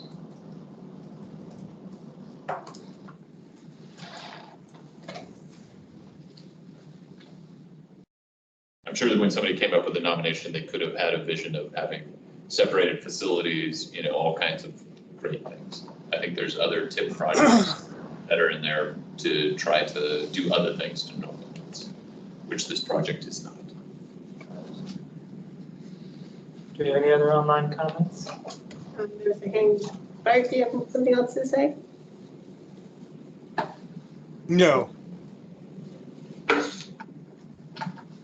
Okay, we don't make any action items, right? It's just, that's a presentation. That is super helpful. Thanks for helping us to understand. Manage expectations. Yes, that is the buzzword on this one. Thank you so much. Okay. We'll move to item B, 7B, Chugach Way Study. Yeah. Well, I don't know, I think Laquita's online, but is you Katie or Laquita? Okay, Laquita's online. Yeah, I'm here. There we go. Good afternoon, everybody. I'm Laquita Chmielowski. I'm the Land Use Planning Manager here at Dow, and I'm leading the Chugach Way Area Transportation Element Study with other folks here at Dow and also with CRW. And I'm here today to just give you an update on what we've been doing and show you some cross-section alternatives that we're currently evaluating and get your input. So at the beginning of the project, we came up with a project vision. It was to identify roadway improvements that would support opportunities for redevelopment with an emphasis on safety and multimodal facilities in the area. And that has been our guiding principle throughout this project.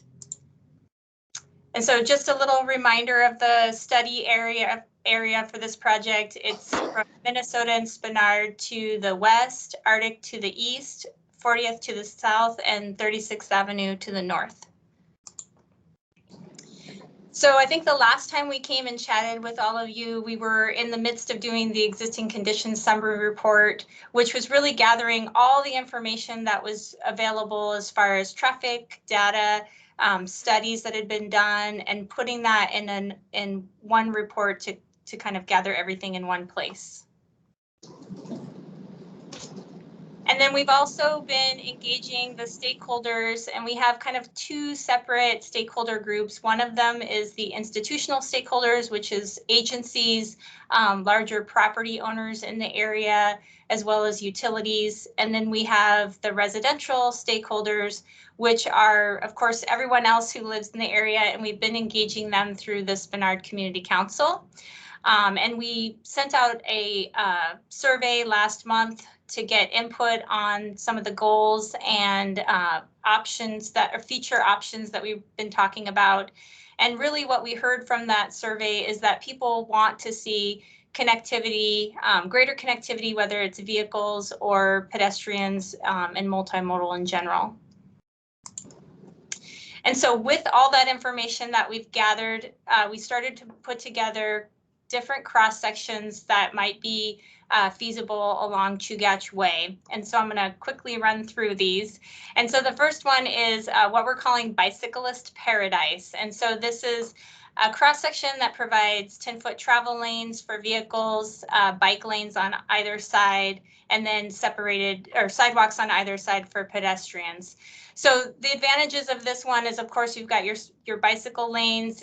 It's very easy to maintain in the wintertime. There's area for snow storage. It has separated use areas for the sidewalks and pedestrians that are walking. Some of the disadvantages is that it is a wider cross section, and the existing right-of-way along Chugach Street is 30 to 45 feet. And this one is probably our largest cross section at 43 feet. And then also, one of the things we heard a lot from stakeholders is they want folks to drive slowly through this area. And with the bicycle lane, it gives you a wider cross section, which sometimes gives drivers the sense that they can go faster, especially in the winter months when those stripes, bicycle lane striping isn't as visible. The next cross section is what we're calling Pedestrian Oasis. So on this one, we don't have those separated bicycle lanes, but we do have a wider sidewalk on either side. Again, trying to provide some buffering for the pedestrians as well as potentially snow storage in the winter. And although we don't have a bicycle lane designated on this particular alternative, this area could be designated a bicycle boulevard and signed accordingly. Then we have Multimodal Love, and this cross section has a 12-foot wide multi-use trail on one side and then a 5-foot sidewalk on the other. And so the idea was to maybe bring back in an element where you could have bicyclists, a facility for bicyclists and other users using that multi-use pathway, but then having the sidewalk for pedestrians. And this is probably, although it takes a little bit more right-of-way than our previous alternative, it doesn't need as much right-of-way as the one with the bicycle lanes. And then we have what we're calling Worn-Off Wandering, which is kind of a new concept, at least for Anchorage. And it's where everybody shares the space. So the vehicles and the pedestrians and the bicyclists all share the same space.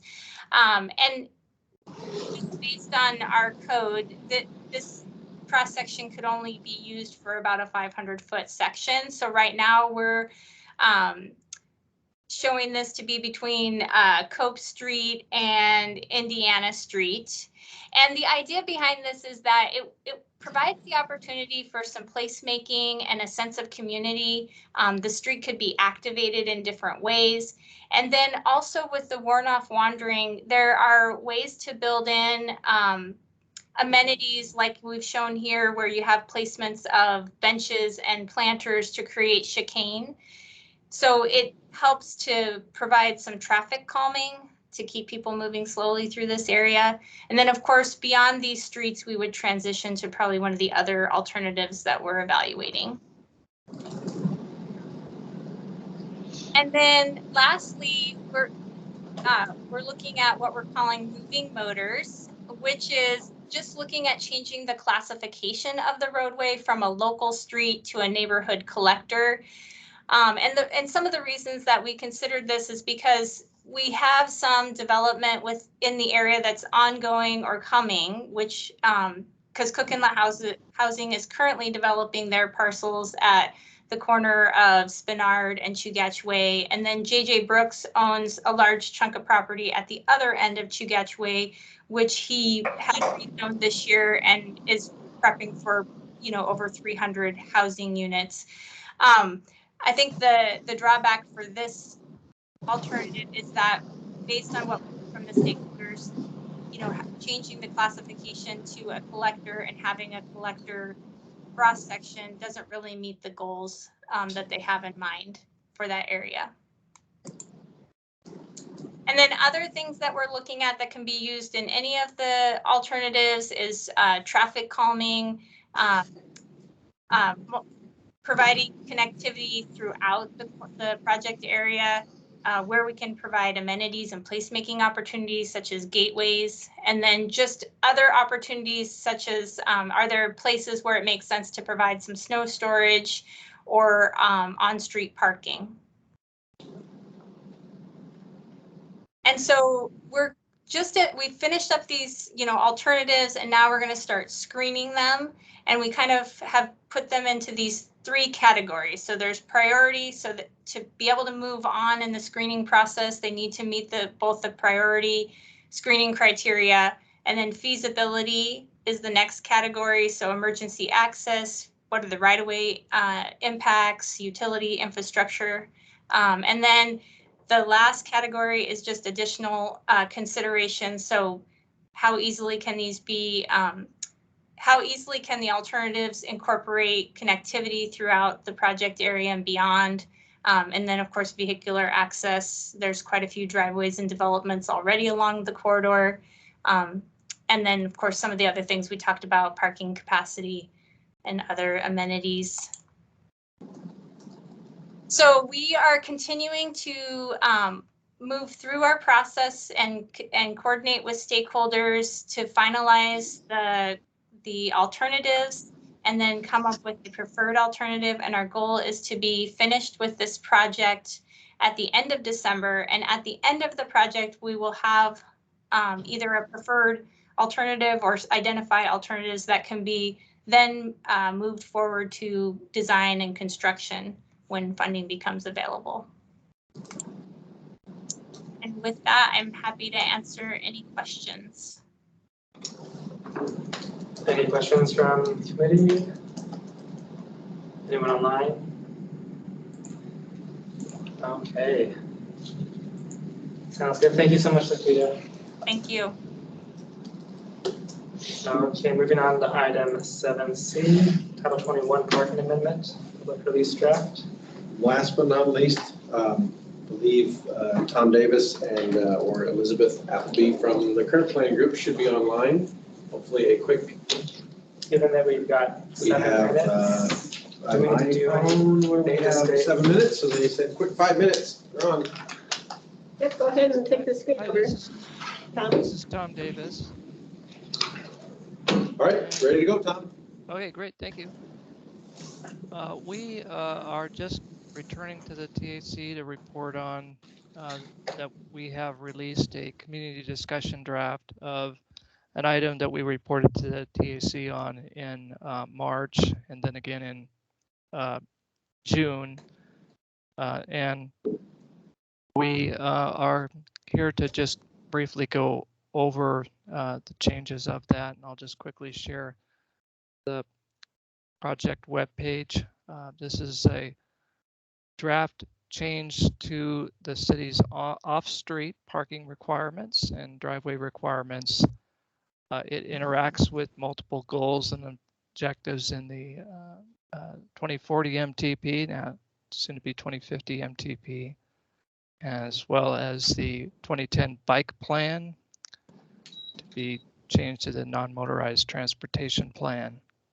So I will just go ahead and turn over this update to Elizabeth. Hi, everyone. I'm going to steal the screen share here from Tom. We've got about 2 minutes. I'm sorry we got so short on time. Okay, I will be brief. So Tom had showed pulled up the website. So we've got several documents posted. I just wanted to show quickly the annotated draft and then the clean version. And maybe I'll just flash 1 or 2 slides from this project information summary. So this is the annotated draft. So if there's a specific area that you're interested in, these are on the beginning pages of the annotated code amendment. And so you can find what you're looking for, and there's a page number. And then if you look here, there's an explanation for the rationale behind the change and what we're doing. And then it shows deleted text and added text. And then we also have this clean version that's not as lengthy, and it just shows the final text that we're proposing. Again, we're at the community discussion draft phase. We would ideally like comments on this by December 17th, or just keep in mind before Christmas. There'll be continued opportunity for input as this will be going to public hearings in early 2022. And then just quickly, I'll pull up the project summary sheet. So this is attachment 1. I think I have time to show just a few slides, but I won't go over everything. I think it projected in my other window, which I might just do without at this point in time. Well, it's in the, let's switch it. All right, I'll give up trying to fix it. But this is the project summary sheet. If you just want to look at this to get an idea of the main changes. This slide shows we're here at step 2. It has our contact information, ways to get to the website for that information. This page shows the summary of our major proposals. We have 6. And then these pages here go into more detail on each one. So some of the highlights are we're looking to streamline approvals for administrative parking reductions, give a more complete menu of available parking reductions by adding some or modifying some. We're looking to replace the 5 existing area-specific administrative parking reductions with instead a lower minimum by right parking requirement. This again would be in neighborhoods near downtown and along transit corridors in the Anchorage Bowl. The changes will improve site access for pedestrians, bicyclists, rideshare, public transit. 5 and 6, 5 talks about residential access and driveway circulation. It would apply mostly to multifamily units where in not all areas they would be required to have this huge turnaround that sometimes makes the whole site turn into driveway in an urban context. And 6, allow smaller dimensions of parking spaces and aisles for certain uses within the urban context. So looking here, we can see our proposed maps. We have existing and then what's proposed. There's some information for the rationale of how we got here with our pre-consultation phase. And I won't go through every slide, but this just goes into some of the things that we're proposing. And again, this is all on the website. What I was showing in the PowerPoint is just attachment 1. There's a cover memo, about 3 pages of text summarizing things. So these are good documents for summary. And then 2 and 3 if you want to dive into the details of the code. Thanks for having Tom and me here today. Feel free to reach out with questions and comments. Thank you. Thank you, Elizabeth, for running through that quickly. That was a great job. We'll look at the website and let you know if we have any questions. And one last thing to the right, you can see we have our public information sessions on November 16th. Option to join at noon or 6:30 p.m. Okay, thank you so much. Any comments on that? Questions? I don't see any, so I'm going to move over quickly to committee comments.